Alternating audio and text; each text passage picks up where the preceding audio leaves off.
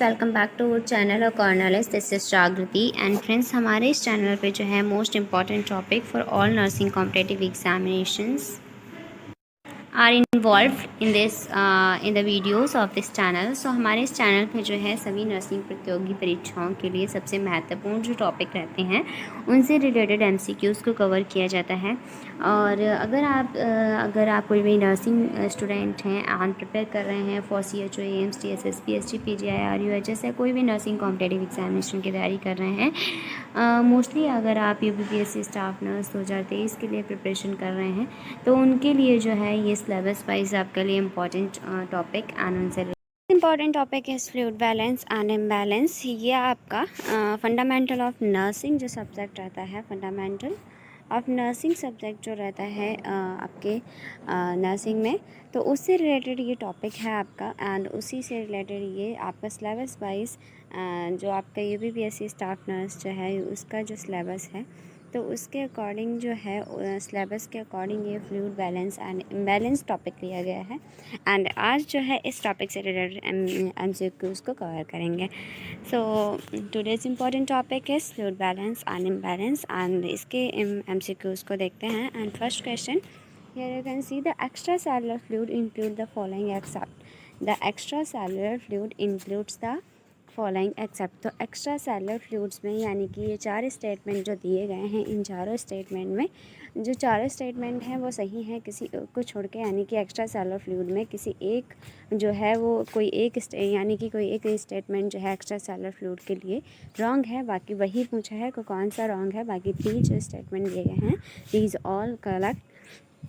So blood plasma and lymph, yes, enable fluid, pericardial fluid and pleural fluid, या fluid within the cells, या CSF and fluid in the interstitial spaces। तो जो extra cellular fluid होता है उसमें include होता है blood plasma and lymph भी इंक्लूड होता है, synovial fluid and pericardial fluid भी इंक्लूड होता है, प्लूरल फ्लूइड भी इंक्लूड होता है, CSF भी होता है, फ्लूइड इन इंटरस्टिशियल स्पेस ये भी होता है। इसलिए एक्सेप्ट पूछा है तो इसलिए हमारा करेक्ट ऑप्शन रहेगा fluid within the cells, fluid within the cells. Here you can see important content about the intra and extra cellular fluid. So एक हेल्दी जो अडल्ट होता है, अ हेल्दी अडल्ट पर्सन 60%, ये question में कई बार पूछा गया है कि एक हेल्दी अडल्ट जो है, हेल्दी अडल्ट में जो है, हेल्दी अडल्ट में कितना जो है फ्लूइड पाया जाता है, एक हेल्दी अडल्ट में जो है कितना % जो है फ्लूइड पाया जाता है। तो ये क्वेश्चन जो है कई बार पूछा गया है। तो 60% जो है एक हेल्दी अडल्ट में वाटर पाया जाता है। एंड ओल्डर जो अडल्ट होते हैं उनमें जो है 55% पाया जाता है उनमें। एंड इन्फेंट्स जो होते हैं उनमें जो है 80% पाया जाता है। तो ये हमें तीन चीज़ें जो हैं वो याद रखनी है कि जो हेल्दी अडल्ट होता है, जो हेल्दी अडल्ट होता है उनमें जो है हेल्दी अडल्ट में जो है वो 60% वाटर पाया जाता है। एंड जो ओल्डेस्ट अडल्ट होते हैं उनमें जो है वो 55% पाया जाता है वाटर। और जो इन्फेंट होते हैं उनमें जो है 80% वाटर पाया जाता है। ये 3 चीज़ें हमें याद रखनी है। अमंग दीज फ्लूइड 2/3 66% जो होता है, इनमें से भी जो 66% जो है 66% होता है इंट्रासेलुलर कंपार्टमेंट में, यानी कि 2 कंपार्टमेंट्स में फ्लूइड जो है वो प्रेजेंट रहता है, 2 कंपार्टमेंट्स में फ्लूइड प्रेजेंट रहता है। तो 60% जो फ्लूइड होता है वो प्रेजेंट होता है इंट्रासेलुलर कंपार्टमेंट में। और जो एक्स्ट्रा सेलुलर में होता है वो 33% जो होता है वो एक्स्ट्रा सेलुलर फ्लूइड जो है एक्स्ट्रा सेलुलर में प्रेजेंट रहता है। 66% इंट्रासेलुलर कंपार्टमेंट में एंड 33% जो है एक्स्ट्रा सेलुलर कंपार्टमेंट में फ्लूइड प्रेजेंट रहता है। And among extra cellular fluid 80% present into interstitial space. और एक्स्ट्रा सेलुलर फ्लूइड का जो 80% है वो प्रेजेंट होता है into interstitial space. 20% into blood plasma होता है उसमें। एंड लिम्फ होते हैं, माइनर अमाउंट ऑफ CSF होता है, साइनोवियल फ्लूइड होता है, पेरिकार्डियल फ्लूइड होता है एंड प्लूरल फ्लूइड होता है। क्वेश्चन में यही पूछा था कि जो एक्स्ट्रा सेलुलर फ्लूइड होता है उनमें क्या क्या इंक्लूड होता है, तो उसमें इंक्लूड क्या क्या होता है वो उसमें इंक्लूड होता है blood plasma and lymph and minor amount of CSF, synovial fluid, pericardial fluid and pleural fluid, ये सब इंक्लूड होता है एक्स्ट्रा सेलुलर फ्लूइड में।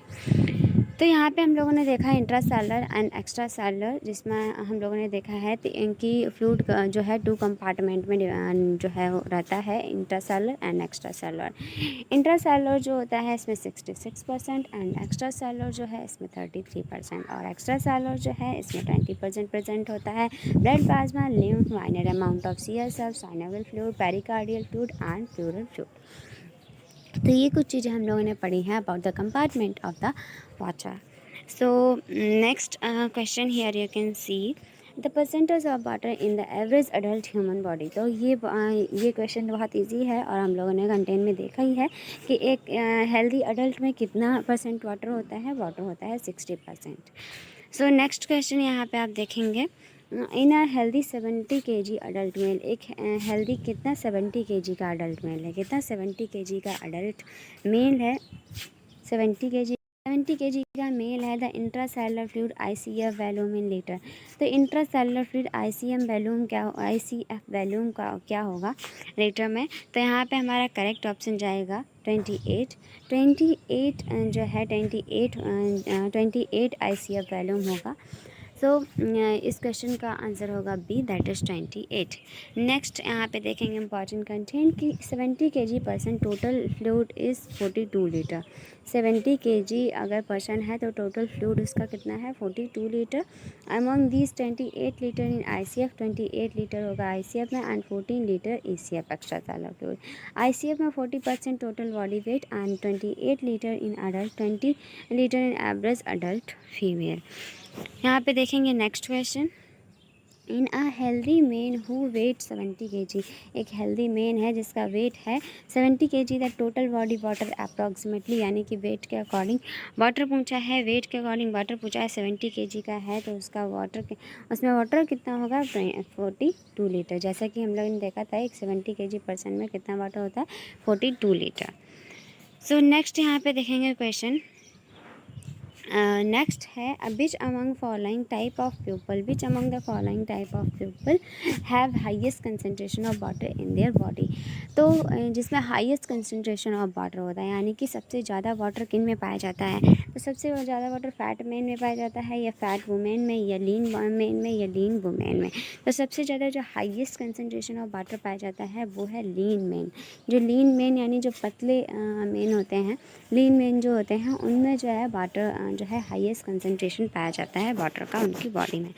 नेक्स्ट हम यहाँ पे देखेंगे important content proportion of water lower in to women, obese and older adult and higher into children 80% in infant and lean person, यानी कि जो वाटर का प्रोपोर्शन रहता है वुमेन के कंपैरिजन में मेन जो होते हैं लीन मेन उनमें ज़्यादा रहता है एंड 80% रहता है इन्फेंट में।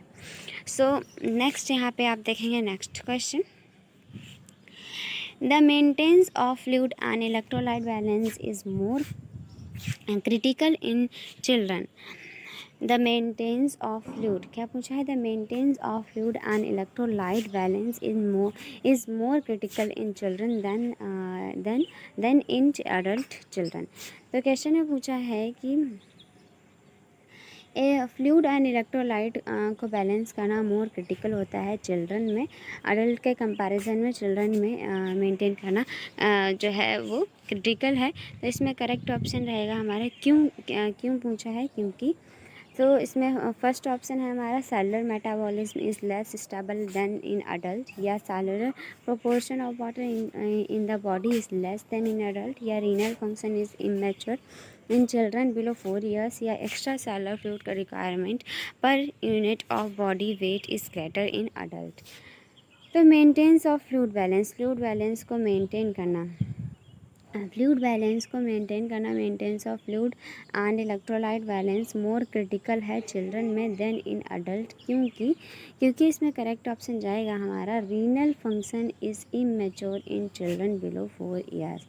जो चिल्ड्रंस होते हैं उनमें जो रीनल फंक्शन होता है यानी कि रीनल की कैपेसिटी यानी कि जो किडनी है वो मैच्योर नहीं हो पाती है पूरी तरीके से, इमेच्योर होती है वो, तो इसलिए रीनल फंक्शन जो होते हैं इमेच्योर होते हैं चिल्ड्रन में जो कि 4 ईयर्स से कम के बच्चे हैं, तो इसलिए जो है चिल्ड्रन में मोर क्रिटिकल होता है comparison to adult. So next आप देखेंगे question. Next question is the elderly individual is at greater risk for dehydration। जो elderly जो individuals होते हैं उनका greater risk होता है dehydration का, यानी कि उनको dehydration जल्दी हो सकता है then the middle age के comparison में जो elderly age है elderly individual है उनको greater risk होता है dehydration का। क्यों ऐसा क्यों है? सो फर्स्ट ऑप्शन है the elderly have more muscle mass, क्योंकि elders के जो है more मसल मास होते हैं, या एल्डर्स ड्रिंक लिटिल फ्लूइड यानी कि कम वाटर पीते हैं, या फिर their body is almost 80% water, या फिर उनकी बॉडी में 80% ऑलमोस्ट वाटर होता है, या compensatory mechanism work less efficiently. तो इसमें हमारा करेक्ट ऑप्शन क्या जाएगा? That is 4, that is D, compensatory mechanism work less efficiently. So next question यहाँ पे आप देखेंगे an excessive vomiting and haemorrhage leads to. Excessive vomiting होना और हैमरेज होना ये किसकी वजह से ज़्यादा एक्सेसिव वॉमिटिंग होती है एंड हैमरेज होता है किसकी वजह से? तो यहाँ पे करेक्ट ऑप्शन हमारा क्या जाएगा? करेक्ट ऑप्शन जाएगा हाइपोवोलेमिया। हाइपोवोलेमिया जो है वो लीड करता है excessive vomiting and haemorrhage. Excessive vomiting and haemorrhage lead क्या करता है? हाइपोवोलेमिया। नेक्स्ट यहाँ पे देखेंगे इम्पॉर्टेंट कंटेंट कि हाइपोवोलेमिया मतलब क्या होता है? फ्लूइड वॉल्यूम डेफिसिट और निगेटिव फ्लूइड बैलेंस और डिहाइड्रेशन। हाइपोवोलेमिया का मतलब क्या है? फ्लूइड वॉल्यूम डेफिसिट, फ्लूइड का कम होना, और निगेटिव फ्लूइड बैलेंस और डिहाइड्रेशन होना। इसका मतलब क्या है? An abnormal decrease in volume of circulating blood और ECF। इसका मतलब है एब्नॉर्मल होना या डिक्रीज इन वॉल्यूम में कम होना सर्कुलेटिंग ब्लड का और ECF का। हाइपोवोलेमिया फ्लूइड वॉल्यूम डेफिसिट होना या नेगेटिव फ्लूइड बैलेंस और डिहाइड्रेशन होना, इसका मतलब abnormal decrease in volume of circulatory blood and ECF, यानी कि सर्कुलेटरी ब्लड और ECF का कम होना। इट में भी कॉज बाय इस ये जो है वॉमिटिंग कॉज कर सकता है, डायरिया कॉज कर सकता है, burn, excessive use of diuretic and haemorrhage. Next question, here you can see the symptom of severe dehydration। The symptom of severe dehydration कि severe dehydration हुआ है तो उसका symptom in an adult, एक adult में इन सभी को include किया गया है किसी एक को छोड़कर, यानी कि ये चारों जो हैं ये 4 statements जो दिए गए हैं, 4 statement जो हैं 4 statement में कोई एक statement incorrect है तो वही पूछा है, तो एक्सेप्ट का हमें ध्यान रखना है यहाँ पे। तो सीवियर डिहाइड्रेशन का जो सीवियर डिहाइड्रेशन होते हैं उनके जो सिम्टम्स होते हैं सीवियर डिहाइड्रेशन के, तो सीवियर डिहाइड्रेशन के सिम्टम्स डिक्रीज थर्स्ट या वीकनेस, डेजीनेस, पाल्पेशन, या अगर जब हमें सीवियर डिहाइड्रेशन होगा तो पाल्पेशंस भी होगा, डेजीनेस भी होगा, वीकनेस भी होगा, बट डिक्रीज थर्स्ट। जब हमें बहुत ज़्यादा डिहाइड्रेशन होगा तो हमारी थर्स्ट इंक्रीज़ होती है ना कि डिक्रीज़, तो इसलिए करेक्ट ऑप्शन जाएगा हमारा डिक्रीज थर्स्ट, बिकॉज एक्सेप्ट पूछा है। तो यहाँ पे हम देखेंगे important content related to severe dehydration. In dehydration water primary loss cause increase level of electrolyte and hypertonicity. Dehydration में वाटर जो है प्राइमरी लॉस होता है, कॉज करता है इंक्रीज लेवल ऑफ इलेक्ट्रोलाइट और hypertonicity. Dehydration hypovolemia characterise by इसमें thirst, orthostatic hypotension, tachycardia, rapid 3D pulse, oliguria, weakness, dizziness, hypernatremia, hyperosmolarity, coated tongue, sunken eyes, weight loss. In dehydration water इसमें primary loss होता है, increase level of electrolyte and hypertonicity, dehydration, hypovolemia and dehydration में thirst और orthostatic hypotension, tachycardia, rapid thready pulse, oliguria, weakness, dizziness, hypernatremia, hyper osmolarity, coated tongue, sunken eye, weight loss and decrease skin turgor, ये सब होता है। And in severe dehydration cellular disturbance, dehydration के ये सभी वो रहते हैं सिम्टम्स। एंड सीवियर डिहाइड्रेशन के cellular disruption, disorientation, example delirium, fainting, hyperthermia, medication toxicity, renal failure और डेथ में आकर, ये सब सिम्टम रहते हैं सीवियर डिहाइड्रेशन के। नेक्स्ट देखेंगे क्वेश्चन यहाँ पे, skin turgor test is use to assess. तो स्किन टर्गर टेस्ट जो होता है वो यूज़ किया जाता है क्या असेस करने के लिए? तो स्किन टर्गर जो टेस्ट होता है वो क्या यूज़ करने के लिए असेस किया जाता है? हाइड्रेशन स्टेटस को, या कॉन्शियसनेस को, या लेवल ऑफ पेन को, या इन्फेक्शन को। तो हाइड्रेशन स्टेटस को, हाइड्रेशन स्टेटस को असेस करने के लिए स्किन टर्गर टेस्ट किया जाता है। हाइड्रेशन स्टेटस को असेस करने के लिए स्किन टर्गर टेस्ट किया जाता है। सो नेक्स्ट यहाँ पे क्वेश्चन देखेंगे, you can C classic symptom of dehydration include all except. Classic symptoms इसमें इंक्लूड होते हैं, डिहाइड्रेशन के क्लासिक सिम्टम इंक्लूड होते हैं, डिहाइड्रेशन के क्लासिक सिम्टम इंक्लूड होते हैं passing small amount of urine, dizziness, frequently dark colour urine, thirst. तो यहाँ पे क्लासिक सिम्टम जो डिहाइड्रेशन का है इंक्लूड है ऑल एक्सेप्ट कलर। सो यहाँ पे जो क्लासिक सिम्टम होते हैं डिहाइड्रेशन के वो कौन कौन से होते हैं? Passing small amount of urine, ये भी करेक्ट है, डिजीनेस फ्रिक्वेंटली, ये भी करेक्ट है, डार्क कलर या थर्स्ट। तो इसमें हमारा करेक्ट ऑप्शन रहेगा बी, करेक्ट ऑप्शन हमारा रहेगा बी, क्योंकि डिजीनेस फ्रिक्वेंटली ये हमारा इसको छोड़ करके बाकी सभी जो हैं सिम्टम ये क्लासिक सिम्टम होते हैं डिहाइड्रेशन के जिसमें है passing small amount of urine pass करेगा, एंड डार्क कलर यूरिन होगी, थर्स्ट भी होगी, ये सब क्लासिक सिम्टम होते हैं डिहाइड्रेशन के। नेक्स्ट यहाँ पे देखेंगे question, which of the following is the first sign of dehydration. तो डिहाइड्रेशन का फर्स्ट साइन क्या है? डिहाइड्रेशन का फर्स्ट साइन क्या है? टैकीकार्डिया है, पुअर स्किन टर्गर है, रेस्टलेसनेस है, thirst and dark colour urine है। तो which of the following first sign of dehydration? तो फर्स्ट साइन डिहाइड्रेशन का क्या देखने को मिलेगा? Thirst and dark colour urine. Dehydration का फर्स्ट साइन आपको देखने को मिला थर्स्ट, यानी कि आपको प्यास लगेगा बहुत ज़्यादा, और डार्क कलर यूरिन होगा। ये है डिहाइड्रेशन का फर्स्ट साइन। नेक्स्ट यहाँ पे देखेंगे क्वेश्चन, नेक्स्ट क्वेश्चन ने पूछा है all the following are features of severe dehydration except, यानी कि इनमें से ये सभी फीचर्स जो हैं वो सीवियर डिहाइड्रेशन के हैं किसी एक को छोड़कर। All the following are features of severe dehydration except, severe dehydration के सभी फीचर्स हैं किसी एक को छोड़कर। तो यहाँ पे डिले कैपिलरी रिफिल, यानी कि जब सीवियर डिहाइड्रेशन होगा तो ऑफकोर्स कैपिलरी जो होती हैं वो रिफ़िल होने में डिले होगा। And oral dry oral mucosa, yes, अगर सीवियर डिहाइड्रेशन होगा तो ओरल म्यूकोसा भी ड्राई होगा। एंड सेकंड फॉन्टेनेले भी होगा। बट अलर्ट मेंटल स्टेटस, जब डिहाइड्रेशन होगा सीवियर तो मेंटल स्टेटस अलर्ट कैसे रहेगा? तो इसलिए हमारा करेक्ट ऑप्शन क्या रहेगा इसमें? अलर्ट मेंटल स्टेटस, बिकॉज यहाँ पे पूछा है एक्सेप्ट। नेक्स्ट यहाँ पे क्वेश्चन हम देखेंगे, next question here you can see which of the following is not a sign of dehydration, यानी कि डिहाइड्रेशन का इनमें से कौन सा साइन नहीं है? डिहाइड्रेशन का इनमें से कौन सा साइन नहीं है? तो ड्राई स्किन नहीं है, हाइपोटेंशन नहीं है, या इंक्रीज स्किन टर्गर, या हाइपोटेंशन, या इंक्रीज यूरिन आउटपुट। तो इनमें से कौन सा साइन नहीं है डिहाइड्रेशन का कौन सा साइन नहीं है? तो ड्राई स्किन, जो डिहाइड्रेशन अगर हुआ है तो स्किन हमारा ड्राई हो जाता है, of course it is right.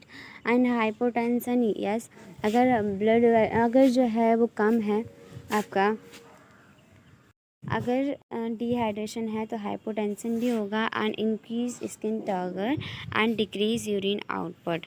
तो यहाँ पे नॉट अ साइन पूछा है, तो यहाँ पे करेक्ट ऑप्शन जाएगा इंक्रीज स्किन टर्गर, बिकॉज अगर डिहाइड्रेशन है तो ड्राई स्किन भी होगा, हाइपोटेंशन भी होगा एंड यूरिन आउटपुट भी डिक्रीज हो जाएगा।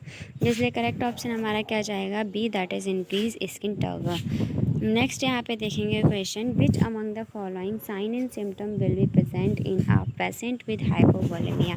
इनमें से कौन सा साइन और सिम्टम जो है वो प्रेजेंट है पेशेंट में विद हाइपोवोलेमिया। पेशेंट अगर हाइपोवोलेमिया के साथ है, पेशेंट अगर हाइपोवोलेमिया के साथ है तो कौन सा साइन और सिम्टम जो है इनमें से प्रेजेंट होगा।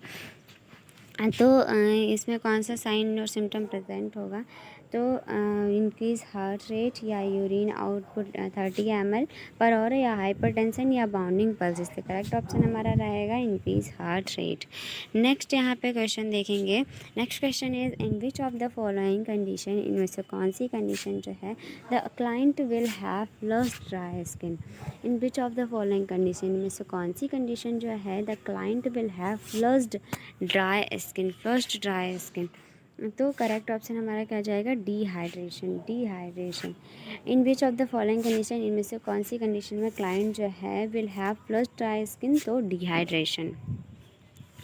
यहाँ पे देखेंगे important content, hyper osmolar dehydration characterised by dry and sticky mucous membrane, flushed and dry skin, hyperthermia, irritability, convulsion and coma. ये सब कंडीशंस रहती हैं in the dehydration.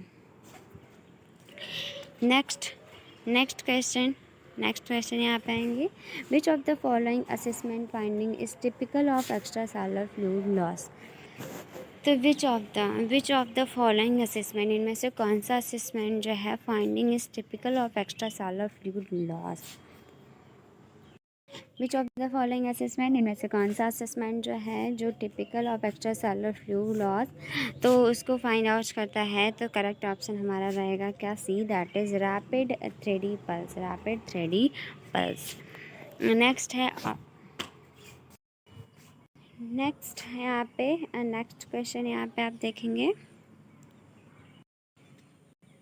Which one of the following is not true regarding fluid volume deficit. Fluid volume deficit से regarding क्या true नहीं है, fluid volume deficit से regarding, यानी फ्लूइड वॉल्यूम अगर कम है तो उससे रिगार्डिंग ट्रू नहीं है पूछा है। यहाँ पे हमें याद रखना है नॉट पूछा है, नॉट अ ट्रू। तो first question, acute loss of 0.5 kg of body weight represent 500 ml of fluid loss, या postural hypotension of 15 mmHg indicates fluid volume deficit, या evaluated of tongue turgor is more valid than skin turgor, या urine specific gravity is 0.010। तो इसमें not पूछा है, तो इसमें हमारा करेक्ट ऑप्शन रहेगा evaluation of tongue turgor is more valid than skin turgor. जो फ्लूइड वॉल्यूम अगर डेफिसिट होता है तो एक्यूट लॉस होता है 0.5 kg of body weight represent 500 ml of fluid loss, and postural hypotension जो होता है 15 mmHg इंडिकेट करता है turgor is more valid than skin turgor. तो करेक्ट ऑप्शन हमारा सी। नेक्स्ट यहाँ पे क्वेश्चन देखेंगे, the nurse is caring for a patient with acute kidney injury. एक नर्स जो है वो पेशेंट की केयर कर रही है जिसको एक्यूट किडनी फेलियर है। क्या है, एक्यूट किडनी फेलियर है, एक्यूट किडनी फेलियर है। एक पेशेंट को नर्स केयर कर रही है, एक्यूट किडनी इंजरी वाले पेशेंट को। Which of the following action should we nurse take to obtain the most accurate assessment of fluid balance for the patient. तो इनमें से कौन सा एक्शन जो है नर्स लेगी क्या ऑब्टेन करने के लिए, मोस्ट एक्यूरेट असेसमेंट ऑब्टेन करने के लिए फ्लूइड बैलेंस फॉर पेशेंट। तो यहाँ पे हमारा करेक्ट ऑप्शन जाएगा B, obtain daily weight, daily weight को ऑब्टेन करेगी एक as a nurse. Patient with kidney injury is high risk fluid volume excess. अगर किडनी इंजरी होता है तो इनका हाई रिस्क होता है फ्लूइड वॉल्यूम एक्सेस होने का। So taking daily wait is more appropriate, daily wait लेना ये मोर अप्रोप्रिएट होता है। नेक्स्ट यहाँ पे देखेंगे, fluid balance is best monitor by. तो फ्लूइड बैलेंस जो होता है बेस्ट मॉनिटर्ड बाय। तो जो है फ्लूइड बैलेंस कैसे मॉनिटर किया जा सकता है, सबसे अच्छा तरीका इनटेक एंड आउटपुट। नेक्स्ट यहाँ पे देखेंगे question, next question is an abnormal accumulation of fluid, abnormal accumulation of fluid is known as, abnormal accumulation of fluid जिसे क्या कहते हैं, एबनॉर्मल एक्यूमुलेशन ऑफ फ्लूइड को क्या कहते हैं, एडीमा। क्या कहते हैं, एबनॉर्मल एक्यूमुलेशन ऑफ फ्लूइड को क्या कहते हैं, एडीमा। नेक्स्ट यहाँ पे देखेंगे, आ लोकल और generalize condition in which the body tissues contain excessive amount of fluid in the interstitial space, जिसे क्या कहते हैं, एडीमा कहते हैं। एक लोकल और जनरलाइज कंडीशन होती है जिसमें बॉडी टिश्यूज जो है कंटेन करते हैं एक्सेसिव अमाउंट ऑफ फ्लूइड को इंटरस्टिशियल स्पेस में, जिसे एडीमा कहते हैं। नेक्स्ट है question, severe generalize oedema is called as, जो सीवियर जनरलाइज एडीमा होता है उसे क्या कहते हैं, तो सीवियर जनरलाइज्ड एडीमा जो है उसे क्या कहते हैं, तो सीवियर जनरलाइज एडीमा को कहते हैं एनासार्का, एनासार्का कहते हैं। जो सीवियर जनरलाइज एडीमा होता है तो उसे एनासार्का कहते हैं। क्या कहते हैं, जो सीवियर एडीमा होता है, जो क्वेश्चन इम्पॉर्टेंट है कि सीवियर जर्नलाइज्ड एडीमा जो होता है, सीवियर जर्नलाइज्ड एडीमा जो होता है उसे क्या कहते हैं, उसे एनासार्का कहते हैं, एनासार्का कहते हैं, एनासार्का कहते हैं। सीवियर जर्नलाइज्ड एडीमा को एनासार्का कहते हैं। नेक्स्ट क्वेश्चन यहाँ पे आप देखेंगे, next, when pressure is applied to a swollen area, जब स्वेलन एरिया पे प्रेशर अप्लाई किया जाता है, जब स्वेलन एरिया पे प्रेशर अप्लाई किया जाता है, an indentation persisted after the release of the pressure is called, तो इस जब प्रेशर जो है रिलीज़ होता है, यानी कि अप्लाई करने के बाद स्वेलन एरिया पे प्रेशर अप्लाई करते हैं, उसके बाद जो प्रेशर रिलीज़ होता है तो उसे क्या कहते हैं, तो उसे पेटिंग एडीमा कहते हैं। उसे क्या कहते हैं, उसे पेटिंग एडीमा कहते हैं। नेक्स्ट यहाँ पे क्वेश्चन आप देखेंगे, when plasma enter the tissue is called, जब प्लाज्मा जो है इंटर करता है टिश्यूज़ में, जब प्लाज्मा जो है इंटर करता है टिश्यू में तो उसे क्या कहते हैं, जब प्लाज्मा इंटर करता है टिश्यू में तो उसे इंटरस्टिशियल फ्लूइड कहते हैं। जब प्लाज्मा टिश्यू में इंटर करता है तो उसे इंटरस्टिशियल फ्लूइड कहते हैं। नेक्स्ट यहाँ पे देखेंगे, next question, approximately how much fluid is lost is acute weight loss of 0.5 kg, लगभग कितना फ्लूइड जो है लॉस होता है acute weight loss of 0.5 kg, तो इसमें करेक्ट ऑप्शन रहेगा 500 ml, 500 ml। नेक्स्ट यहाँ पे देखेंगे question, which type of solution cause, कौन से टाइप ऑफ का जो सोल्यूशन है वो कॉज करता है water to shift from cell to plasma, तो यहाँ पे correct option hypertonic, correct option hypertonic. Next question यहाँ पे हम देखेंगे, child is IV fluid therapy, अगर चाइल्ड जो है आईवी फ्लूइड थेरेपी पे है तो कौन सा फ्लूइड उसे सजेस्ट करते हैं, अगर आईवी थेरेपी पे है तो उसके लिए वार्निंग डिसिप्लिनिया, यानी कि तो उसे जो है वार्निंग डिसिप्लिनिया। नेक्स्ट यहाँ पे हम क्वेश्चन देखेंगे, you are assign to a patient with excess fluid volume, आप असाइन कर रहे हैं एक patient with excess fluid volume who complain of shortness of breath, जिसका कंप्लेन है, शॉर्टनेस ऑफ ब्रीथ कंप्लेन है उसका, and what would be nursing intervention taken by you to relieve patient respiratory distress.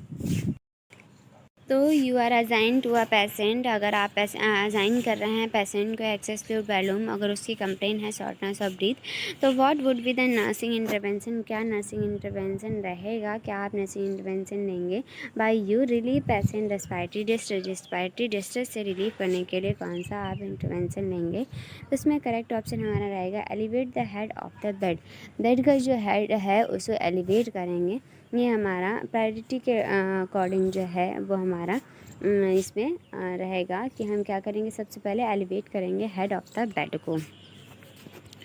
Next यहाँ पे question है आपका, a nurse is assign to care, एक nurse जो है असाइन किया है to care for a group of client की केयर कर रही है, on review of client medical record the nurse determine that which client is at risk for fluid volume excess, तो उसने क्लाइंट मेडिकल रिकॉर्ड देखा है, रिव्यू किया, the nurse ने डिटरमाइन किया that client is at risk for fluid volume excess, तो इसमें correct option हमारा क्या है, client with renal failure, client with renal failure. Next question यहाँ पे, a nurse is caring for a client who has been taking diuretic. एक nurse जो है वो केयर कर रही है क्लाइंट की, जो जिस क्लाइंट ने क्या लिया है, जिस क्लाइंट ने लिया है diuretic on long term basis से वो डायरेटिक ले रहा है। अ fluid volume deficit is suspected. तो फ्लूइड वॉल्यूम डेफिसिट होना ये सस्पेक्ट किया गया है। विच assessment finding would be noted in a client with this condition. तो कौन सा असेसमेंट जो है फाइंड आउट करेगी। तो इसमें करेक्ट ऑप्शन हमारा रह जाएगा CBP। करेक्ट ऑप्शन क्या जाएगा, करेक्ट ऑप्शन जाएगा CBP।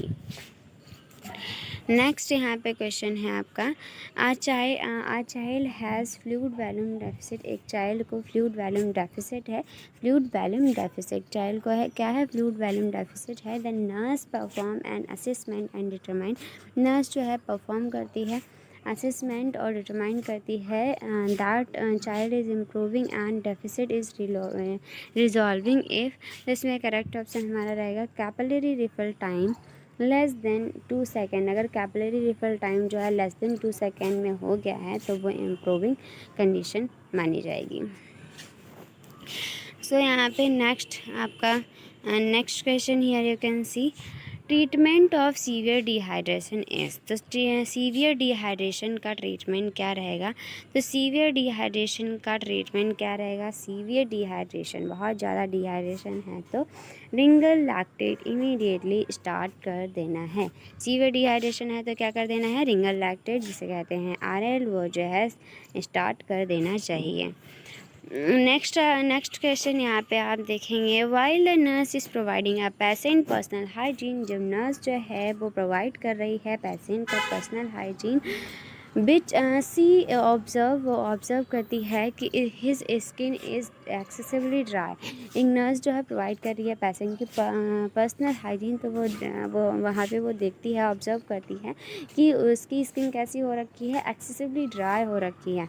ड्यूरिंग द प्रोसीजर के दौरान ही टेल्स हर, उस प्रोसीजर के दौरान यानी कि जब वो जो है पर्सनल हाइजीन प्रोवाइड कर रही है तो उसने ऑब्ज़र्व किया एज अ नर्स ने क्या, एक्सेसिव ड्राइनेस जो है ऑब्ज़र्व की।